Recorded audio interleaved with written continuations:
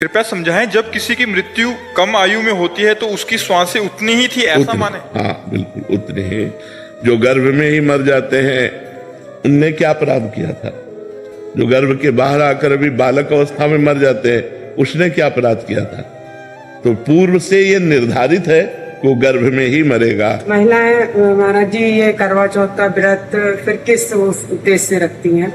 ये तो बहुत छोटे मोटे बातें हैं, ये गांव गली वाली बातें। ये अनुष्ठान किसी की मृत्यु को थोड़ी बचा सकते। करवा चौथ किसी की मृत्यु को बचा लेगी? आयु जब पूर्ण होती है तो देखो, गंगा जी अपने हाथ से अपने पुत्र को लेकर के गंगा में फेंक देती थी जिंदा। लोग तो मरा फेंकते हैं गंगा जी में, वो जिंदा फेंक देती थी गंगा जी। 7 पुत्र पैदा होते ही गंगा जी में फेंक देती थी। क्यों? क्योंकि उनकी आयु इतनी थी। उनको पता था वो अष्टवसु में 7 जो थे उनको जन्म लेते ही मुक्त करना था। तो उन्होंने कह दिया था शांतनु से कि आप प्रश्न नहीं करोगे हमसे। उठाया और जिंदा गंगा जी में फेंक दिया। वो मरे और वसु रूप को प्राप्त हो गए। लेकिन 8वें में रोक दिया तो वही भीष्म पितामह जी के रूप में। तो हमारी मृत्यु लोक में अगर हमारा है कि गर्भ से 10 दिन निकलने के बाद मरना है तो 11वां दिन हम नहीं देखेंगे, 10वें दिन ही मर जाएंगे। इसमें हमें शोक नहीं करना चाहिए। ये तो बिल्कुल पक्का समझो। जो विधना ने लिख दिया 6ठे राव के अंक, राई घटे न तिल बढ़े रहुरे जीव निशंक। जितना लिखा है उतना ही जिएंगे, इसके आगे नहीं। महाराज जी जैसे हम महिलाएं जो व्रत रखती हैं पुत्रों के लिए या पति के लिए, उसके बाद भी ये बहुत छोटा सा सपोर्ट है। जैसे हमारी आयु 10 वर्ष है, अब हमको कोई विघ्न छोटा मोटा आने वाला है, माँ व्रत कर रही तो उसका जुकाम ठीक हो जाएगा, उसको बुखार नहीं, उसको चबेटा नहीं लगेगा, उसको चोट नहीं लगेगी। मृत्यु का निश्चित टाइम होता है, उसे रोका नहीं जा सकता। हाँ, अब जैसे मृत्यु योग लग रहा है, अभी मृत्यु नहीं है तो मृत्युंजय जप करो कट जाएगा। मृत्यु योग लग रहा है लेकिन मृत्यु नहीं है तो वो बच जाएगा। अगर मृत्यु है तो मृत्युंजय जप भी उसे नहीं काट सकता। नहीं, कोई बचा के देख ले। योग लग रहा है, पाप कर्म इतना उसका प्रभावशाली हो रहा है कि वो मृत्यु योग जैसा दंड देगा। तो मृत्युंजय जब किया योग कट गया। आयु नहीं, आयु अगर समाप्त हो गई है तो फिर समाप्त ही हो गई है, फिर उसे नहीं बढ़ाया जा सकता। नहीं, भगवान राम जी अपने पिता दशरथ जी को जीवित कर लेते और माता कौशल्या वैधव्य ना होती। विचार करो, यहां जो जन्मा राइट टाइम जब आया उसको यहां से जाना पड़ेगा। बिल्कुल कोई भी व्रत नियम संयम उसे नहीं रोक सकता। ये बाहरी सपोर्ट होता है, ये बाहरी सपोर्ट होता है। मृत्यु को नहीं रोका जा सकता। नहीं तो साधु महात्मा, मान लो आप एक करवा चौथ साल में एक बार ही तो होती करवा चौथ। यहाँ रोज करवा चौथ जैसा है। रोज उपासना है, रोज व्रत है, रोज नियम है, लेकिन मरते हैं ना संत महात्मा भी। जो रात दिन भजन करते हैं वो राइट टाइम मरते हैं नहीं। कोई जवानी में मर गया, कोई बुढ़ापा में मर गया, पर अब इस जन्म में भगवान के पास जाना, इसलिए हमें कोई शोक नहीं। समझ पा रहे आप? वैभव ठाकुर जी, श्री राधे राधे। राधे राधे महाराज जी। महाराज जी, कई प्रियजन और कई बुजुर्गों को भी ये कहते हुए सुना है कि जिंदगी बड़ी मुश्किल से मिलती है। यारो, जो भोग सकते हो भोगो, एंजॉय करो। नहीं नहीं, ये नहीं। हम ये जरूर इस बात पे हाँ कहते हैं कि जिंदगी बड़ी कीमती है, जिंदगी बड़ी मुश्किल से मिलती है। दुर्लभो मानुषो देहो देही नाम क्षण भंगुरा तत्रापि दुर्लभम मन्येत वैकुंठ प्रिय दर्शनम। बात अब समझो, जिंदगी बहुत कीमती है यार। इसे गंदे कामों में नहीं, इसे अच्छे कामों में लगाओ।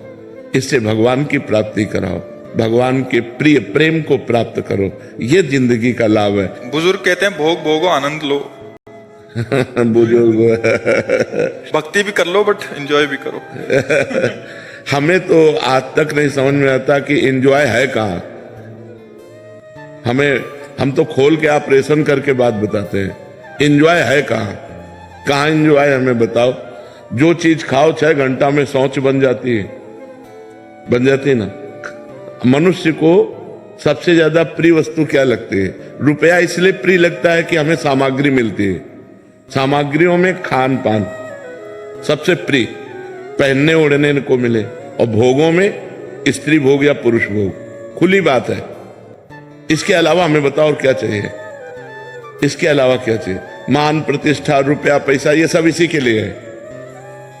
अंदर दो बातें चल, अच्छा खाने को मिले और मनमानी भोगने को मिले, बस यही चाहिए ना। मरने के बाद इनमें से क्या बचा? फाइनल में हमें बताओ। जो गृहस्थ में, आप लोग तो गृहस्थ हैं, आपने भोगा, आपके पास क्या है अनुभूति? फिर वही भोगने की इच्छा है ना। कोई ये कह सकता है कि मैं भोग करके तृप्त हो गया हूं और मेरी कोई इच्छा नहीं, ये बात वही कह सकता है जो भजन कर रहा है। अच्छा, भोग स्थान कहाँ है? मलमूत्र के द्वार है, जिनको छू लो तो रज लगा के, साबुन लगा के हाथ धोना पड़े। वहां कहाँ हम क्या एंजॉय करोगे? कहाँ एंजॉय करोगे? शराब पिए नालियों में पड़े रहते हैं, एंजॉय है? एक दूसरे की हत्या कर रहे हैं, एंजॉय है? क्या एंजॉय? हमें बताओ ना, एंजॉय कहाँ कर सकते हो? क्या एंजॉय है? क्या आनंद प्राप्त हुआ? आप लोग तो संसार में हैं, भोग रहे हैं, क्या आनंद प्राप्त हुआ?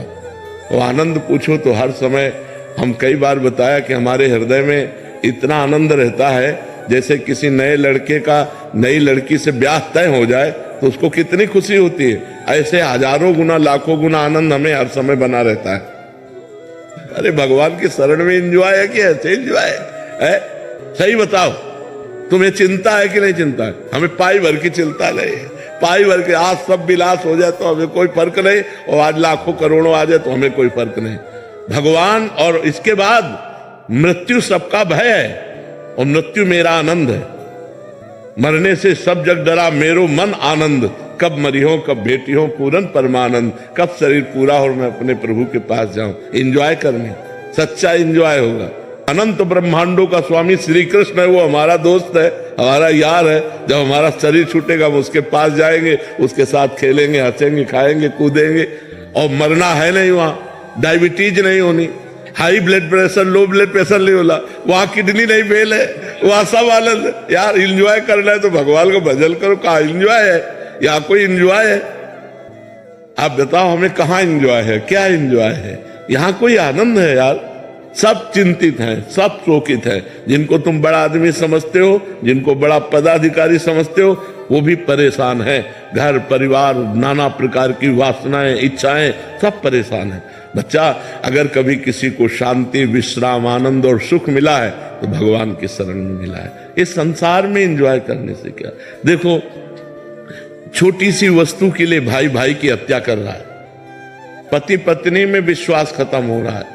हम बड़े चिंतित हैं, बड़ा समस्या समाज में हमारे आती है। ये एंजॉय कैसे कर पाएंगे?